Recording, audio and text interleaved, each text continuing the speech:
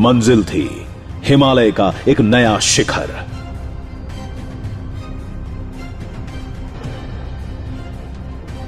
और लक्ष्य था हिम योगियों की धरती का वो दृश्यम जो भारतवर्ष ने सुना तो है मगर देखा कभी नहीं।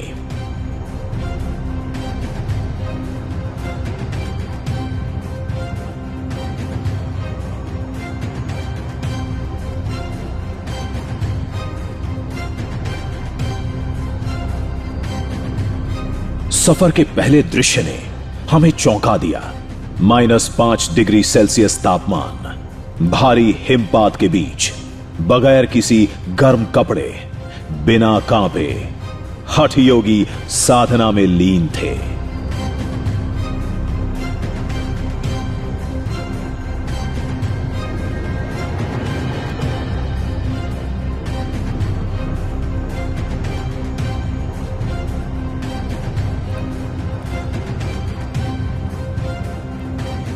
मैं ये देखकर अचंभित हूँ कि ऐसी बर्फबारी में आप बिना कपड़ों के कैसे यहाँ पर बैठे हुए हैं। ये इतना मुश्किल मुझे आपके लिए नहीं लग रहा है, लेकिन हमारे लिए कपड़ों से लदे होने के बावजूद ये आसान नहीं है। देखिए, योग है, योग में जब कुंभक की सिद्धि हो जाती है अर्थात श्वास को, मेरे पेट को देखे मैंने पेट में श्वास रोक रखा है, तो कुंभक के द्वारा योगाग्नि प्रज्वलित की जाती है। तो योग का एक अभ्यास है हठ योग का, जिसमें सूर्य नाड़ी और चंद्र नाड़ी के मिश्रण के द्वारा सुषुम्ना नाड़ी में ध्यान लगाया जाता है। तो ये अग्नि तत्व को प्रज्वलित करता है, जिससे हम ऐसे वातावरण में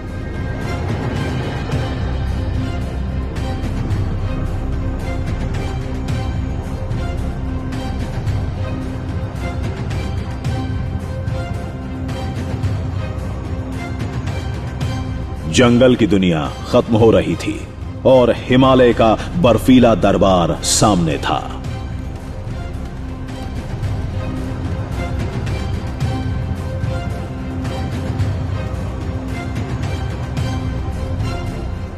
महायोगी सत्येंद्र नाथ हमेशा की तरह तेज रफ्तार से आगे बढ़ते जा रहे थे।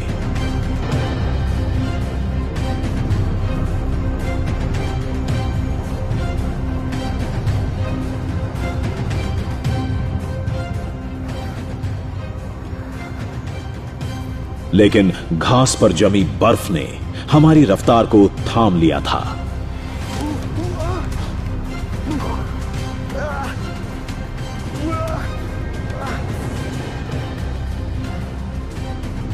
कदम जमीन पर नहीं टिक पा रहे थे।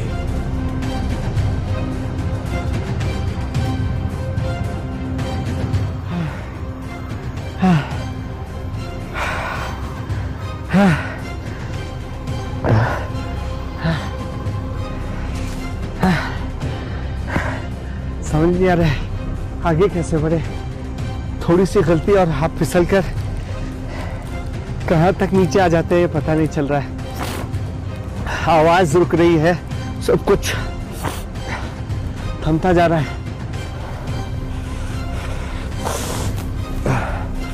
कोशिश जारी रखनी होगी। जाना ऊपर है, लेकिन एक कदम चलते हैं और फिसल कर आप कितने कदम नीचे आ जाते हैं ये नहीं मालूम। योगी ऊपर पहुंच गए, मैं उनसे कितने मिनट या कितने घंटे दूर हो गया मुझे नहीं मालूम।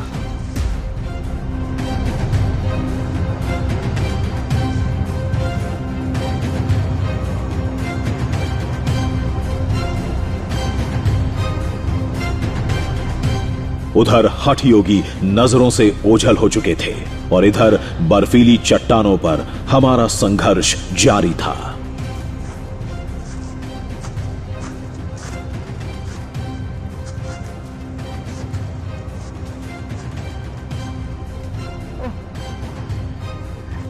यहाँ से फिसलना यानी मौत की खाई में समा जाना है।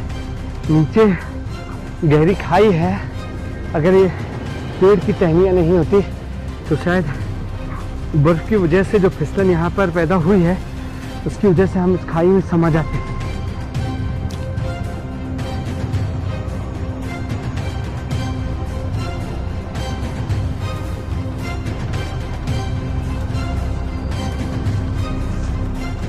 बस इतनी सी जिद थी कि गिरेंगे तो फिर उठ खड़े होंगे। कदम लड़खड़ाएंगे तो संभल भी जाएंगे।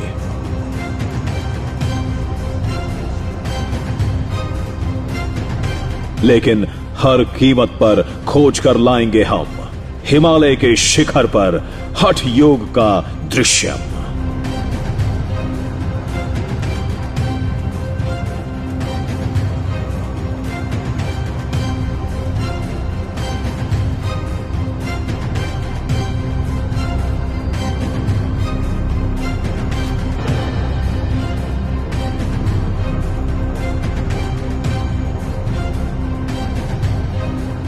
कुछ देर बाद हम 16,000 फीट से भी ज्यादा ऊंचाई पर हिमालय की एक ऐसी दुनिया में थे जहां हर तरफ बर्फ की चादर फैली थी।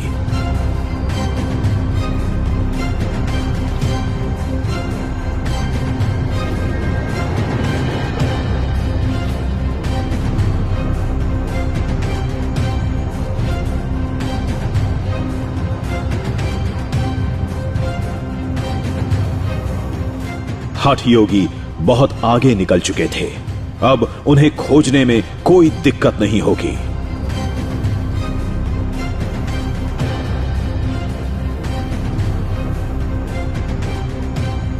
पैरों के ये निशान हमें उन तक ले जाने वाले थे।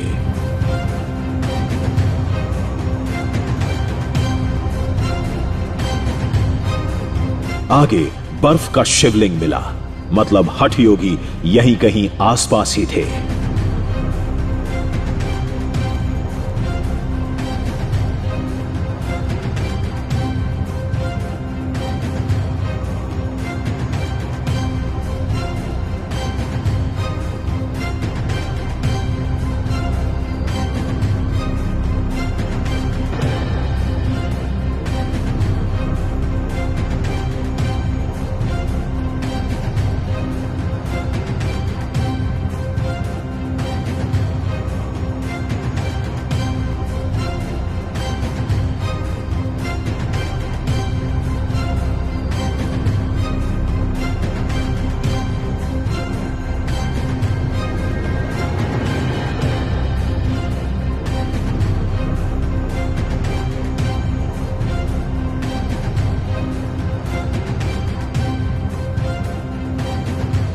ये आप बर्फ के भीतर कैसे, बर्फबारी की वजह से दब गए थे? यहाँ छोटी सी गुफा है, उसके भीतर साधना कर रहा था। जब हिमपात होता है तो थोड़ा सा हिमपात है तो भीतर जो गर्भ गुफा है वो उससे ढक गई है। जब मैं बाहर आया तो ये हिम से ऊपर से भरा हुआ है।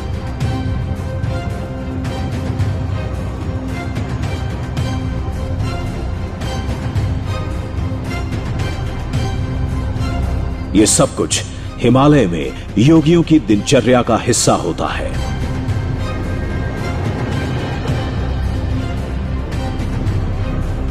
कैमरा ना भी होता तो भी हठ योगी की साधना ऐसी ही होती जैसी हमें दिख रही थी।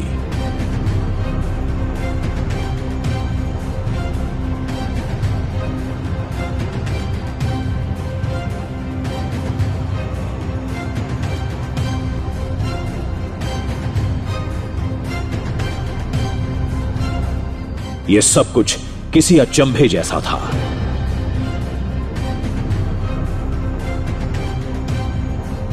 बर्फीले पर्वतों के बीच शून्य से कई डिग्री नीचे का तापमान और सिर्फ योग की अलग अलग मुद्राएं।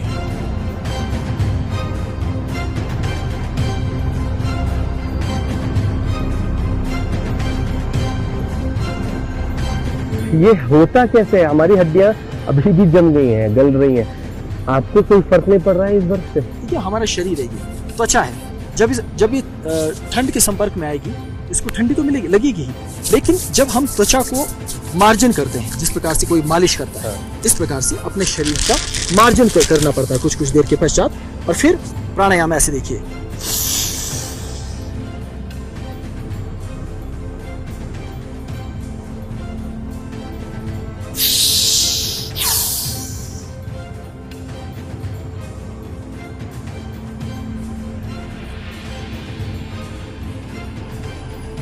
मुझे पूरी नसें दिखने लग गई हैं सांसों को इतने दूर देखने के बाद।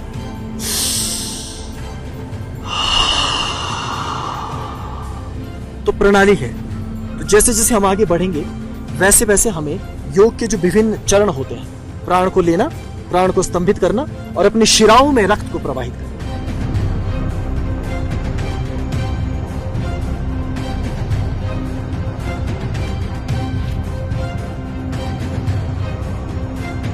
हम हिमालय में योगियों की धरती तलाशने निकले थे।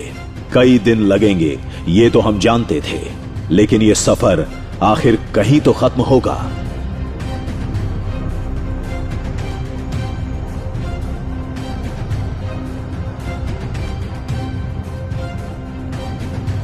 हिमालय में हठ योगियों की कोई तो एक मंजिल होती होगी।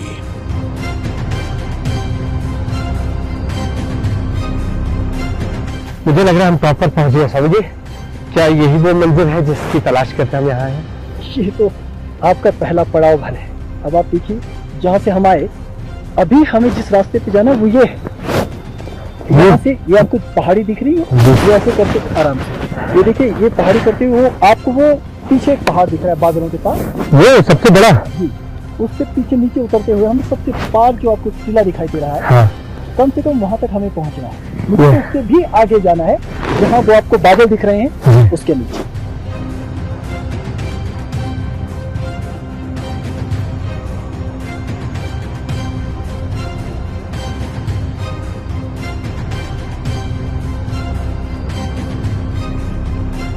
हठ योगी की मंजिल अभी दूर थी, नजर भी नहीं आ रही थी। पता नहीं कितने दिन लगेंगे, लेकिन मंजिल का पता पाकर हमें थोड़ी तसल्ली जरूर हुई। ये हमारी मंजिल कम से कम अब नजर आने लगी है। वो जो सबसे बड़ा पहाड़ आपको नजर आ रहा है, जिस पर बादल अपने दावा इस वक्त ठोकते नजर आ रहे हैं। ऐसा लग रहा है कि बादलों का ही बस वहां पर बसेरा है, लेकिन जो चीज आपको यहाँ से नजर नहीं आ रही है वो वहां पहुंचने के बाद नजर आएगी, और वही हमारा दृश्यम है। दरअसल वो स्थान है जहां पर तमाम हठ योगी सैकड़ों नहीं हजारों साल से तप करते रहे।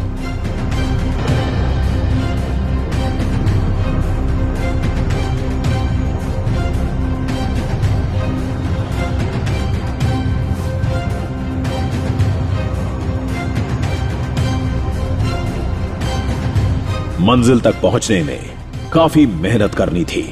हठ योगी तो हर हालात से बेअसर थे, लेकिन हमारी हालत खराब थी।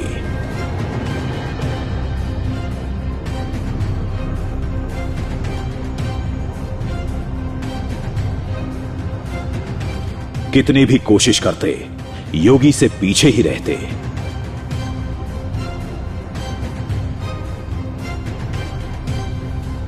देखिए, पूरी सफेद बर्फ में सिर्फ पैरों के निशान है। यही हमारे लिए जीपीएस है, यही हमारे लिए गूगल है, और ज़्यादा लेट नहीं कर सकते हम, क्योंकि समय के साथ बर्फ पिघलेगी तो ये निशान भी फीके पड़ सकते हैं।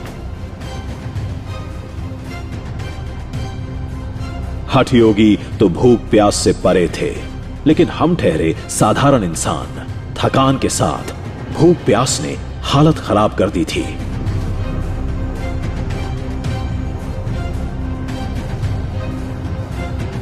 लेकिन यहां खाना तो दूर, पीने के लिए पानी की एक बूंद तक नहीं थी।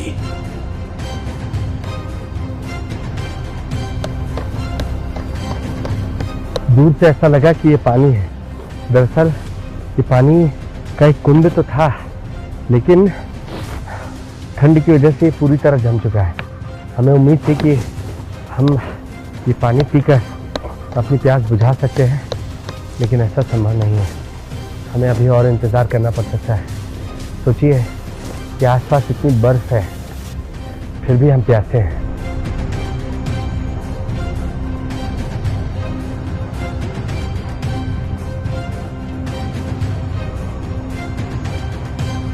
भूख तो बर्दाश्त की जा सकती है, लेकिन प्यास से सूखा गला हिम्मत तोड़ देता है। अभी एक लंबा फासला तय करना था, फिर हमें वो करना पड़ा जो हमने सोचा भी नहीं था।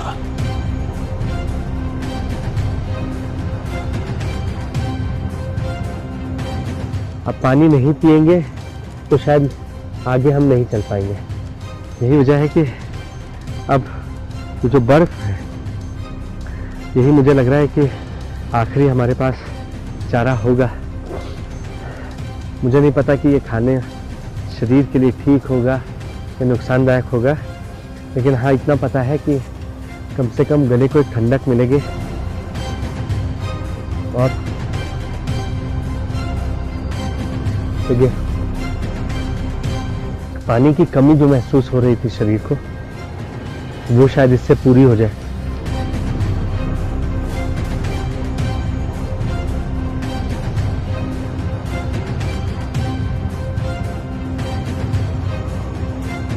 हमारे लिए भूख प्यास ही सबसे बड़ी चुनौती थी और योगी के लिए शिव साधना के संसाधन।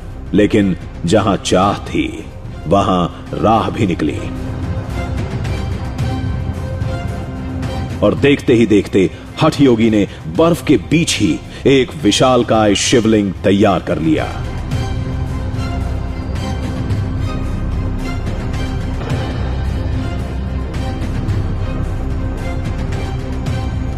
और फिर शुरू हुई हिमालय की गोद में बर्फीले पर्वतों के बीच एक योगी की अद्भुत शिव साधना।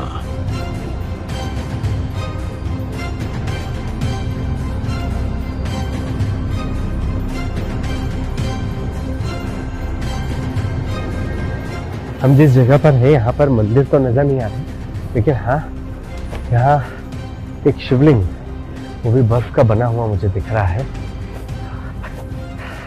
ईशपुत्र की शिवलिंग लग रहा है आपने अभी बनाया है। देखिए, क्योंकि आपको तो रास्ते में आने में समय लगेगा जी, और उस समय का सदुपयोग मैं महादेव की साथ में आराधना करके करूंगा।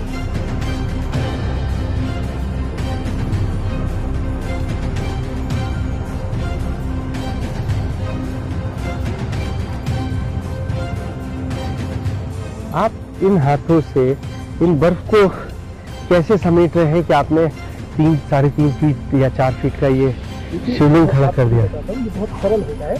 आप बस कहीं से भी थोड़ा सा बर्फ इस प्रकार से पहले ले लें, इसको आप इकट्ठा कर लें। ठीक, अब आपने किया। अब देखिए, ये ढीला बर्फ है, हमने यहाँ रखा और इसको रोल करते जाएंगे और ये अपने आप बड़ा होता जाएगा। इसको घुमाते जाएंगे, तो आप जितना इसको घुमाते जाएंगे ये अपने आप बड़ा।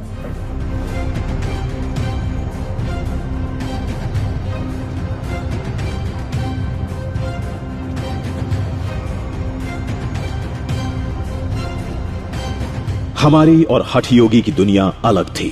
उनकी साधना में हर मुश्किल का जवाब था। हमारे लिए ये सब कुछ टीवी पर कैद करना किसी तपस्या से कम नहीं था।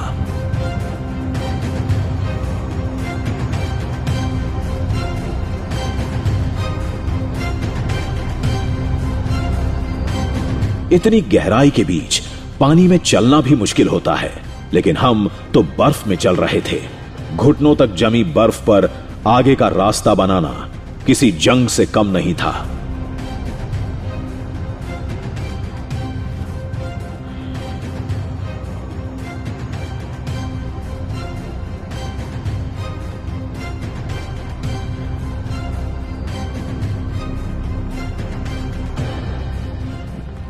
अब यहाँ ऑक्सीजन कम हो गई है। आप समझ सकते हैं 16,000 से ज्यादा फीट की ऊंचाई है।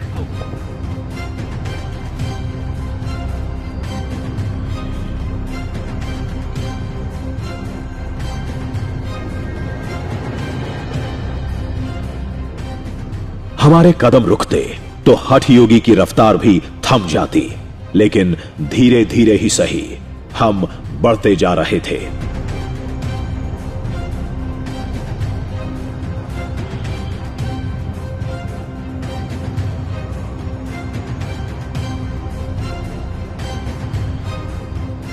क्योंकि अब तक की सबसे अद्भुत कहानी हमारे इंतजार में थी।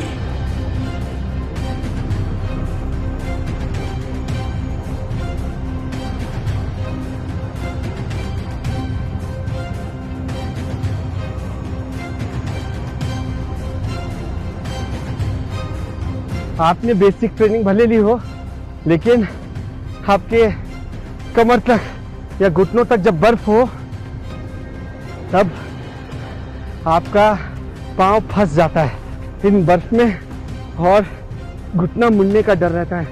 ऐसा अगर हुआ तो शायद मैं जीवन भर यहाँ से निकल ना पाऊँ, क्योंकि यहाँ से चलना बहुत मुश्किल हो जाएगा। आप देख रहे हैं कितनी बर्फ हो गई है।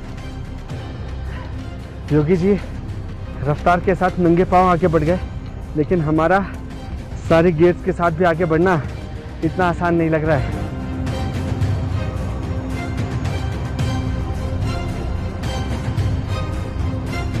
हिमालय में योगियों का अंतिम पड़ाव, जहां योग और साधना की पौराणिक दुनिया मौजूद है, वो अभी कोसों दूर थी।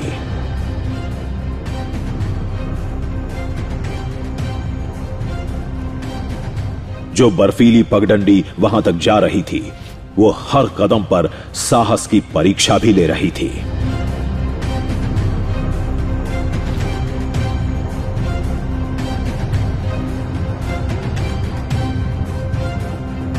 अगर मैं आपसे कहूं कि मैं झरने के ऊपर खड़ा हूं तो शायद आप यकीन ना माने, क्योंकि आप पूछेंगे पानी कहाँ है। ये देखिए, ये वो पानी है जो झरने से कल तक बह रहा होगा या कब बह रहा था मुझे नहीं मालूम, और ये बहुत भारी तो है ही, संभालना बहुत मुश्किल है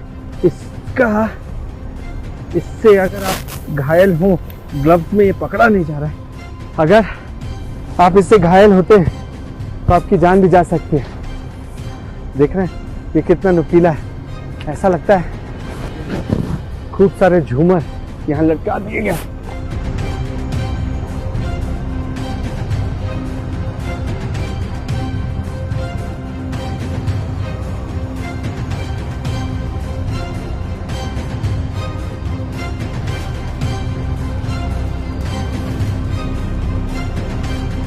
हम इस अद्भुत नजारे को देख ही रहे थे कि दूसरा अद्भुत नजारा सामने था। बर्फ से जमे हुए उस झरने के बीच योगी ध्यान में लीन हो गए।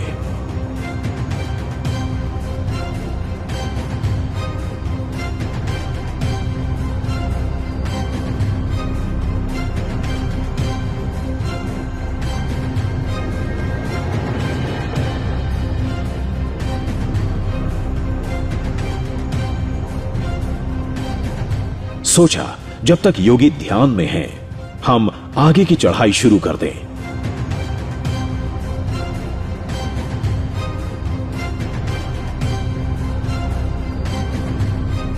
तस्वीरें कुछ ऐसी थीं जैसे वक्त थम गया हो, पानी की धार तापमान से टकराकर बर्फ बन चुकी थी।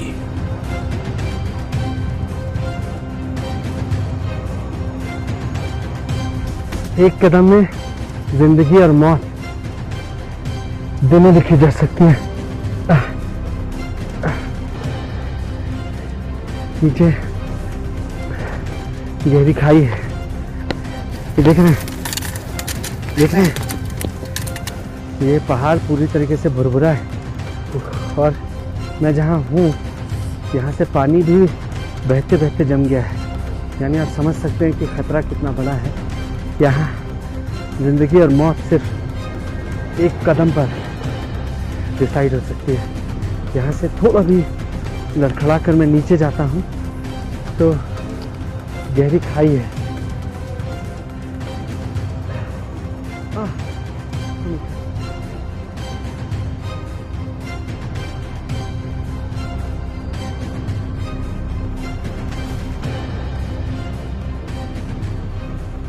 हम हठ योग की दुनिया के सफर में थे और आगे बढ़ते रहने का हठ ही सफर की सबसे बड़ी शर्त थी।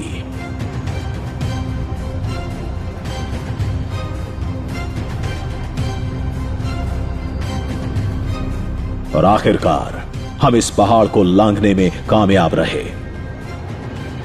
एक सुकून सा मिला कि हम पहली बार हठ योगी से आगे निकले थे।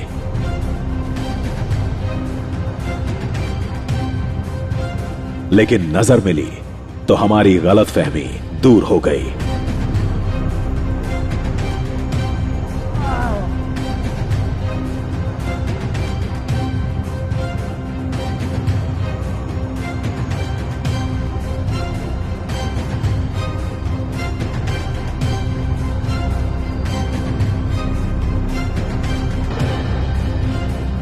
हम कितनी भी कोशिश करते, योगी से पीछे ही रहते।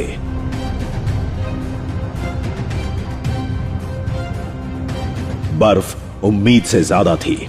हमने सोचा पीछे भी रहे तो क्या हुआ, पैरों के निशान से उन्हें खोज लेंगे। वैसे भी हमारे सिवा इस इलाके में कौन है।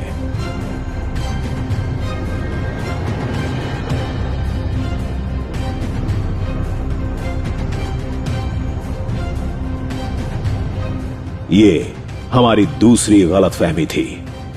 पर स्वामी जी, ये किसके पैर के निशान है? देखिए, यहाँ वनों में जो है छोटे छोटे जंगली हिरन होते हैं और फिर लोमड़ियाँ सर्दियों के दिनों में घूम रही होती है। तो आप जब आगे जाएंगे तो इसमें छोटे छोटे जानवरों के चिन्ह आपको बहुत सारे मिलेंगे, क्योंकि आगे जाएंगे तो आपको भालू के पाँव के निशान, बाघ के पाँव के निशान वो मिल जाएंगे। तो इस तरह के बहुत सारे आपके छोटे छोटे ये जो जानवर हैं, हाँ। उनके निशान मिलेंगे। क्या बाघ भी है? हाँ, इस क्षेत्र में जो है खास करके जो आपने सुना होगा स्नो लेपर्ड, हाँ। जो बर्फ में ही रहते हैं, बहुत शर्मीला स्वभाव का जीव होता है। हम हिमालय के किस इलाके में थे, कितनी ऊंचाई पर थे, कुछ नहीं पता था। कुछ पता था तो बस इतना कि मंजिल हिमालय की वो चोटियां हैं जहां ऋषि मुनियों और साधकों की अद्भुत तस्वीरें मिलती हैं, जिस दुनिया को आज तक दुनिया ने नहीं देखा है।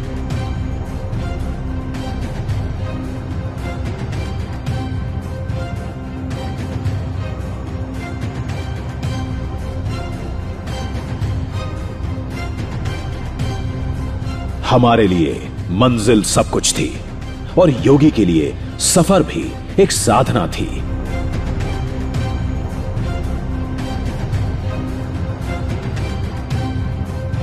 जहां मौका मिला योग अभ्यास शुरू हो जाता।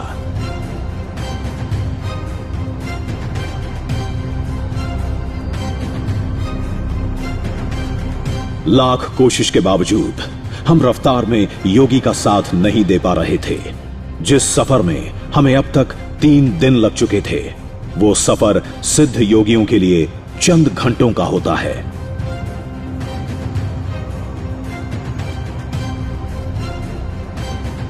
हमें सब कुछ कैमरे पर रिकॉर्ड करने की बेकरारी थी और योगी को मंजिल पर पहुंचने की जल्दी। पहली बात पूछी कि जब शरद ऋतु आती है और पहला हिमपात होता है, हम इसको वैसे मानते हैं जैसे मान लीजिए हिमालय श्रृंगार कर रहा है। और इस स्थिति में हम जो निकट का सबसे ऊंचा पर्वत होता है, वहां जाकर हम समय रहते साधना कर लेते हैं, अपना हठयोग का अभ्यास करते हैं, अपनी विविध जो प्रणाली और प्रक्रियाएं हैं उसका अभ्यास करते हैं। लेकिन अगर आप इतने धीमे धीमे चलते रहेंगे तो मुझसे वो छूट जाएगा। हमें आगे कितने दूर जाना है? अभी तो हमें बहुत दूर जाना है, बहुत अधिक दूर। आप सोचिए कि यदि मुझे उस पर्वत पर पहुंचना है शिखर पे, हाँ। तो मेरे लिए 2 दिन लगेंगे, और यदि आपकी गति देखूं तो इस तरह से 4 से 6 दिन लग जाएंगे। तो ये हमारे लिए बहुत एक तरह से एक बहुत परेशानी वाला कार्य हो जाएगा।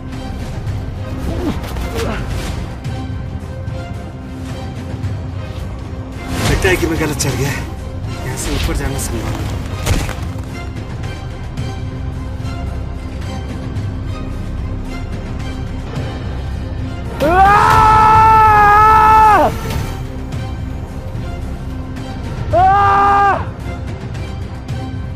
योगी की चेतावनी मिलने के बाद हमने पूरा जोर लगाया, थोड़ी रफ्तार भी बढ़ाई, लेकिन बर्फीले दलदल को हमारी रफ्तार मंजूर नहीं थी।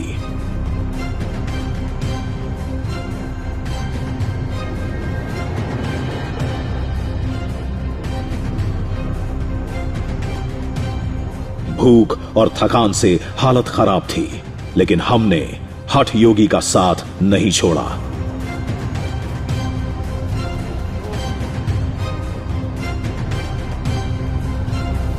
बर्फ के पहाड़ पर भी गला सूखता जा रहा था।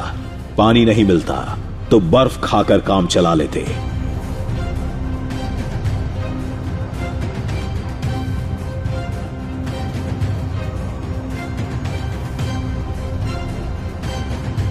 देखते देखते शाम ढलने लगी और सुरक्षित ठिकाना देखकर हमने सफर को आज के लिए विराम दे दिया। हमने बर्फीले पहाड़ के बीच ही अपना आशियाना सजा लिया और हठ योगी रात की साधना के लिए किसी गुफा की तलाश में निकल गए, इस वादे के साथ कि सुबह की पहली रोशनी होते ही वो हमें टेंट के बाहर मिलेंगे और आगे का निर्णायक सफर शुरू होगा।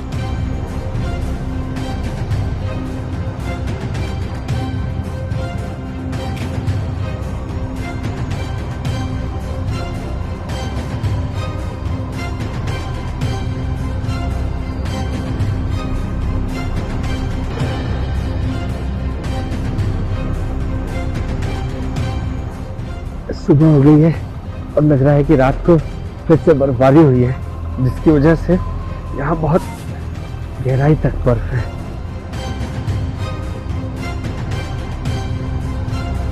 हठ योगी कहीं नहीं दिखे। सोचा किसी गुफा में होंगे, किसी साधना में लीन होंगे। योगी जी कहाँ है? योगी जी, ईश पुत्र! योगी जी किधर गए? अजय, पांव के निशान उनके दिख रहे हैं लेकिन वो नजर नहीं आ रहे हैं। योगी जी, ईश पुत्र!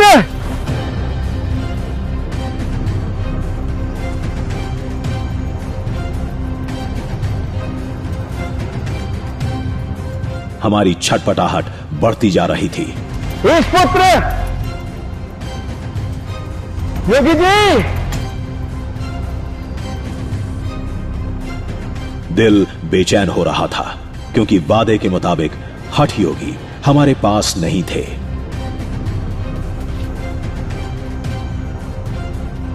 योगी जी के पांव के निशान यहां दिख रहे हैं, लेकिन ये ऊपर हिमालय की और ऊंची चोटियों की ओर जाते दिख रहे हैं, वो कहीं नजर नहीं आ रहे हैं।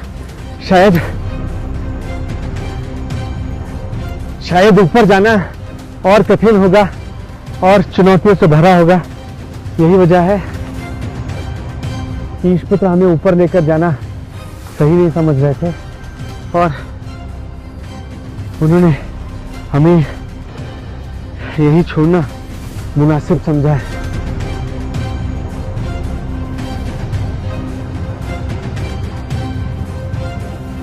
हमने बहुत खोजा लेकिन हठ योगी नहीं मिले। पांव के निशान आगे बर्फ में जाकर गायब हो गए थे। अगर अब पीछा करते तो भटकने का डर था।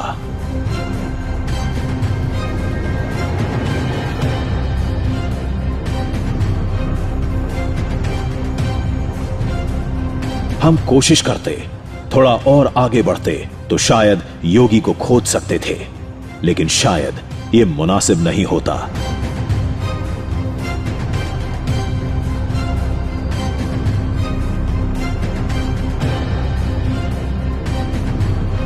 ख्याल आया कि शायद योगी हमें जानबूझकर यहां छोड़ गए थे।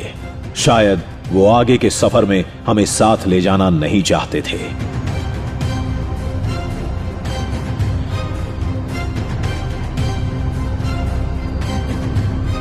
अपनी कहानी के लालच में एक योगी की साधना में खलल डालना हमें ठीक नहीं लगा, इसलिए कुछ घंटों तक इंतजार के बाद हमने हठ योगी का इंतजार करना बंद कर दिया और वापस लौटना बेहतर समझा।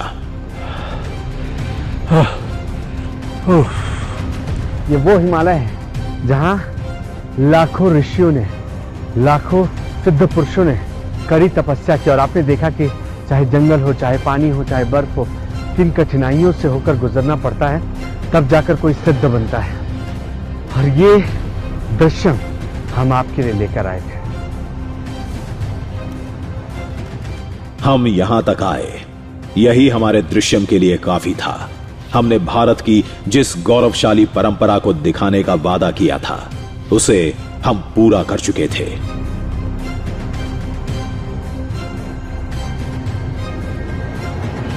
हमने देखा हिमालय के जंगलों से लेकर बर्फीले पर्वतों तक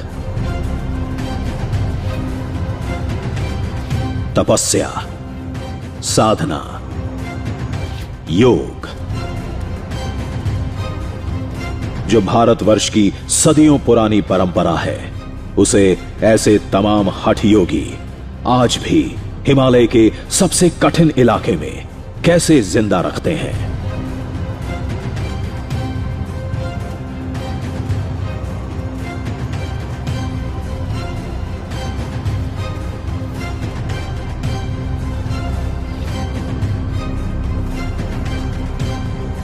तीन दिन का सफर, खूबसूरत सफर हम कभी नहीं भूल पाएंगे। न वो जंगल, न वो साधना,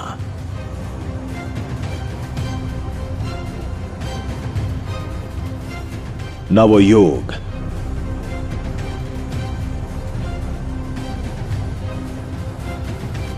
न वो योगी।